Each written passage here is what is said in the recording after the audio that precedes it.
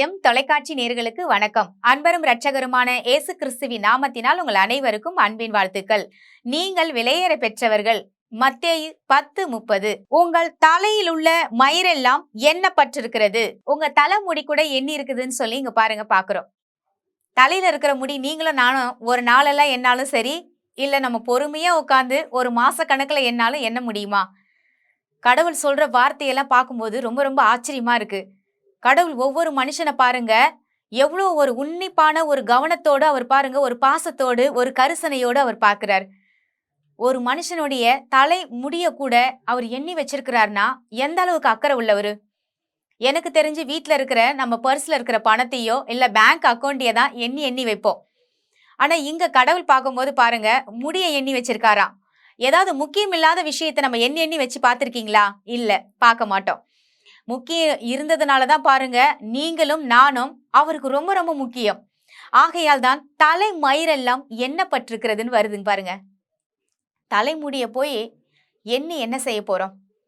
கடவுள் கரிசனை உள்ளவர், அன்புள்ளவர் சொல்லி இந்த வேத வசனத்தை படிக்கும்போது நான் தெரிஞ்சுக்கிட்டேன். அப்போ கடவுள் வந்து பாருங்க, ஒரு மனுஷனை உண்டாக்குனது எதுக்காக அப்படின்னா, அந்த மனுஷனுடைய எல்லாவித காரியங்களையும் அவர் அக்கறை உள்ளவரா இருக்கிறார். அதாவது ஏதாவது ஒண்ணு செஞ்சுட்டு நம்ம என்ன செய்வோம், ஒரு ஒரு பிள்ளைங்கள பார்த்தீங்கன்னா, ஒரு பிள்ளைங்களுக்கு நல்லதை பண்ணுவாங்க, ஒரு பிள்ளைங்களுக்கு பார்த்தீங்கன்னா கொஞ்சம் சொத்து கம்மியா தருவாங்க. ஆனா கடவுள் அப்படி இல்லங்க. அவர் என்ன செய்றாரு பாருங்க, ஒவ்வொருத்தருடைய மீதும் அக்கறை உள்ள தேவன் அவரு. ஆகையால் தான் பாருங்க, உங்களுக்கு உதாரணமாக சமாரியா ஸ்திரிய சொல்லலாம். சமாரியா ஸ்திரீ 5 புருஷன் உள்ள ஸ்திரீ. யூதர்கள்லாம் எப்படி பார்த்தாங்க அவங்கள? அந்த ஸ்திரீய பார்க்கும்போது ஒரு பாவியாக பார்த்தாங்க. 5 கல்யாணம் பண்றது ஒரு தப்பாங்க? சொல்லுங்க நீங்க. அவ வாழ்க்கையில ஏதாவது ஒரு விஷயம் சரியா இருந்திருந்தா அவ ஏன் 5 கல்யாணம் பண்ணணும்? என்னோட கேள்வி பாருங்க, அவ 5 கல்யாணம் பண்றதுக்கு காரணம் என்ன? ஒரு வாழ்க்கை சரியில்லைன்றதுனால தான் அடுத்த வாழ்க்கைக்குள்ள போறாங்க. அடுத்த வாழ்க்கையும் சரியில்லையா, அதுக்கு அடுத்த வாழ்க்கைக்குள்ள போறாங்க. கடவுள் பார்க்கிற விதமே பாருங்க, கரிசனையோடு பார்த்திருக்கிறார். எல்லாரும் யூதர்கள் எல்லாம் அவளை பாருங்க தப்பாதான் பார்த்து அன்னைக்கு அவளை தவறானவ பாவின்னு சொல்லி கருதினாங்க. ஆனா இயேசு கிறிஸ்து மட்டும்தான் பாருங்க, அவளுடைய தேடல், அதாவது வாழ்க்கையில தோத்து போயிட்டா. இந்த வாழ்க்கை சரியில்லை, அடுத்த வாழ்க்கை நல்லா இருக்குமான்னு சொல்லி அவளுடைய தேடல் தான் அங்க அவளுடைய பாவம் செய்ய வச்சுது. அது வந்து பாவம்னு சொல்ல முடியாது, அது தேடல். அதாவது அவளுடைய வாழ்க்கையில இதை நம்ம சரி பண்ணிடலாம், இதை நம்ம வந்து சரிப்படுத்திட்டோம்னா அடுத்த வாழ்க்கை கரெக்டா இருக்கும் அப்படின்னு அவ போயிட்டே இருக்கா. அப்படி போகிற பட்சத்துலதான் தேவன் சொல்றாரு பாருங்க, சமாரியா ஸ்திரியை கிணத்தண்டையில பார்த்து பேசுறாரு. இப்ப இருக்கிறது கூட உன் வீட்டுக்காரு கிடையாதுமா, ஏன்னா நானே உன் மணவாளன், இயேசு கிறிஸ்து தான் ஜீவ தண்ணீரை கொடுக்க முடியும். உன் வாழ்க்கையில ஒரு தாகம் இருக்கு. என்ன தாகம் இருக்கு? ஏதாவது நம்ம வாழ்க்கையில நல்லது நடக்காதா? எல்லாருக்குமே தானங்க இருக்கு. இன்னைக்கு உங்களுக்கும் எனக்கும் கூட பல தாகங்கள் இருக்கு. எப்படின்னா, நம்ம வாழ்க்கையில நம்ம பிள்ளைகளை குறித்து ஒரு தாகம், நம்ம பிசினஸ்ல ஒரு தாகம். எப்படி இந்த பிசினஸை முன்னுக்கு கொண்டு வர்றது, நம்ம பிள்ளைங்களை படிக்க வச்சு எப்படி முன்னேற்றுறது, எப்படி சொந்த வீடு கட்டுறது, இப்படியெல்லாம் வாழ்க்கையில பல தாகத்தோடு தான் மனுஷங்க வாழ்ந்துகிட்டு இருக்கோம். ஆனா இங்கு சமாரியா ஸ்திரியை பார்த்து என்ன சொல்றாரு பாருங்க. அவர் அந்த இடத்துல எனக்கு ரொம்ப ரொம்ப பிடிச்ச ஒரு வசனம் பாருங்க. யார் இருந்தாலும் உன் வாழ்க்கையில நான் இருக்கிற மாதிரி வராதுன்னு சொல்றதுக்கு தான் அவர் சொல்றாரு பாருங்க. நீ எடுக்கிற தண்ணீர் தாகமா இருக்கும், மறுபடியும் மறுபடியும் தாகம் எடுத்துக்கிட்டே இருக்கும், நீ மறுபடியும் மறுபடியும் கல்யாணம் பண்ற மாதிரி இருக்கும். ஆனா நான் கொடுக்கிற ஜீவ தண்ணீரை குடிச்சிட்டினா உனக்கு தாகமே எடுக்காது அப்படின்னா, கடவுள் பாருங்க இயேசு கிறிஸ்துவை நம்ம ஏத்துக்கும் போது ஒரு திருப்தி இருக்கும் பாருங்க. அது வாழ்க்கையில கிடைச்சிட்டா நம்ம வாழ்க்கையில எந்த மனுஷங்க யார் நடுவுல வந்தாலும் சரிதான், அது திருப்தியே கொடுக்காதுங்க. அவர் நம்ம வாழ்க்கையில இருக்கும் பொழுதுதான் எப்பொழுதும் பாருங்க, கர்த்தருக்குள் மகிழ்ச்சியா இருங்க அப்படின்னு ஒரு வேத வசனம் சொல்லுது இல்லையா? கர்த்தருக்குள் எப்பொழுதும் மன மகிழ்ச்சியாயிரு, அப்பொழுது காரியங்கள் வாய்க்கப்படும். அப்ப கர்த்தருக்குள்ள மன மகிழ்ச்சியா எப்படி இருக்கிறது? இயேசு கிறிஸ்து உள்ள நம்மளுக்குள்ள இருக்கும் போது தாங்க இருக்க முடியும். நம்மளுக்குள்ள அவர் வந்துட்டாருன்னா இந்த வாழ்க்கையில பல குறைகள் இருந்தாலும் பாருங்க, இயேசு கிறிஸ்து மாத்துமே நம்மளுக்கு நிறைவா தெரிவாரு. அவர் நம்ம கூட இருக்கிறார், அவர் நடத்துவார், எல்லாத்தையும் பார்த்துக்குவார். இந்த மனுஷங்க எல்லாம் இப்படிதான், இந்த உறவுகள் எல்லாம் இப்படிதான், ஜனங்க இப்படிதான், இப்படிதான் எல்லாரும் இருப்பாங்க அப்படின்னு சொல்லி இந்த வேதத்தை வாசிக்கும் போதே நம்ம புரிஞ்சுக்க முடியும். ஆகையால் தான் பாருங்க, அவர் கரிசனை உள்ளவர் முதல்ல நம்ம நினைக்கணுங்க.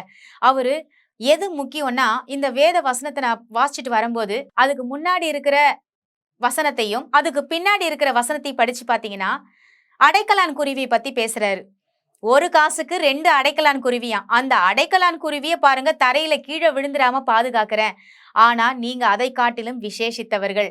உங்கள நான் எப்படி விட்டுருவேன்? உங்க தலை முடிய கூட நான் எண்ணி வச்சிருக்கனேன்னு சொல்லி தான் அங்க சொல்லியிருக்காரு. அப்போ வாழ்க்கையில நம்மள கவனிக்க யாருமே இல்லன்னு நெனச்சுக்கிட்டு இருக்கிறதுக்காக தான் இந்த வசனத்த சொல்லியிருப்பாருன்னு நெனைக்கிறேன். அதாவது வாழ்க்கையில நமக்கு ஒருத்தர் இருக்கிறாரு அப்படின்ற நம்பிக்கை தான் நம்ம வாழ வைக்குங்க. இன்னைக்கு நெறைய பெண்களோட வாழ்க்கை பார்க்கும்போது, நமக்கு யாருமே இல்லன்னு சொல்லி நிலையில கொண்டு போய் விட்டுர்றாங்க. அப்படி இருக்கும்போது பாருங்க, அம்மா வீட்டு சப்போர்ட்டும் கிடையாது. கணவனுடைய சப்போர்ட்டும் இல்லாம, இன்னைக்கு தனித்து வாழ்கிற பெண்கள் பாருங்க, எனக்காக ஒருத்தர் இருந்தா, எனக்கு ஆறுதல் சொல்ல இருந்தா, எனக்கு நான் கண்ணீர் விடும்போது தொடச்சு விட ஒரு ஆள் இருந்தா போதும்ன்னு சொல்லி, அன்புக்காக பாருங்க, நெனச்சு நெனச்சு மறுபடியுமாக ஏமாந்து போயிர்றாங்க. இங்க சமாரியா ஸ்திரீயோட வாழ்க்கை பார்க்கும்போது எனக்கு அதுதான் தெரிஞ்சது. அப்போ வாழ்க்கையில ஒரு தேடலோடு, வாழ்க்கைய சரி பண்ணணும்னு எடுக்கிற முயற்சியில அவங்க மறுபடியும் தோத்துக்கிட்டு இருக்காங்க. ஆனா நான் சொல்றேன் பாருங்க, இயேசு கிறிஸ்து மட்டும் தாங்க உங்க வாழ்க்கைய திருப்திப்படுத்த முடியும். அவர் மட்டும் தான் எனக்கு வேணும். இந்த உலகத்துல நான் யாரையும் நம்ப மாட்டேன்னு வாழ்ந்து பாருங்க. யார்கிட்டயும் ஏமாந்து போக மாட்டீங்க. இனி வாழ்க்கையில ஒரு பாவத்துக்குள்ள போகாதபடிக்கு தடுத்து நிறுத்துற காரியமும் அதுதான். என் வாழ்க்கையில இயேசு வந்துட்டார். இனி அவருக்காக வாழப் போறேன். அவர் எனக்குள்ள இருக்கிறாரு. நான் அவருக்காக வாழப் போறேன். அவர் எனக்காக வாழ்றாரு. இனி எதுக்காக எனக்கு மத்தவங்கள நெனச்சு நான் கவலைப்படணும்? மத்தவங்கள நெனச்சு நான் வருத்தப்படணும்னு சொல்லி நீங்க நெனச்சு பாருங்க. வாங்க அதுக்காக நம்ம ஜெபிக்க போகிறோம். இன்னைக்கு தேடலோடு இருக்கிற மனுஷங்களுக்காக நம்ம ஜெபிக்க போகிறோம். கருசனை உள்ள தேவன் அவர்.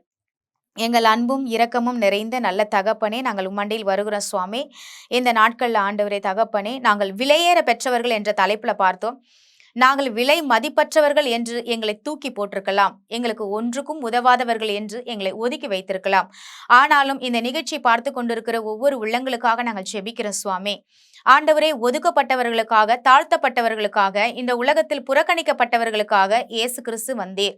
அவர்களை நீங்க ஆண்டவரே நேசிக்கிறீங்கப்பா. அவர்களுக்காக ஒரு மனிதன் இருக்கிறார், அவர் இயேசு என்று அவர் ஆண்டவரே அவர்களுடைய உள்ளத்துல நீர் பேசும்படியாக நாங்கள் ஜெபிக்கிறோம்ப்பா.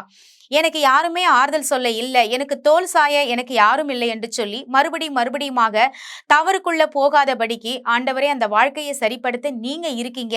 என் தேவன் இருக்கிறதுக்கு ஆண்டவரே நிகரா இந்த உலகத்துல வேற யாருமே இல்லைன்னு சொல்லி ஒவ்வொருத்தருடைய வாழ்க்கையில நீங்க ஆண்டவரே அவர்களுடைய வாழ்க்கையில கற்று தரும்படியாக ஒப்பு கொடுக்கிற சுவாமி. நீங்க தான் உண்மை உள்ளவர், நீங்க தான் கடைசி வரைக்கும் நடத்துறவர் என்று சொல்லி ஒவ்வொருத்தருடைய உள்ளத்துல நீங்க ஆண்டவரை பேசும்படியாக நாங்கள் ஒப்பு கொடுத்து வேண்டிக் கொள்கிறோம். இயேசு கிறிஸ்துவின் மூலம் ஜெபிக்கிறோம் நல்ல தகப்பனே, ஆமேன்.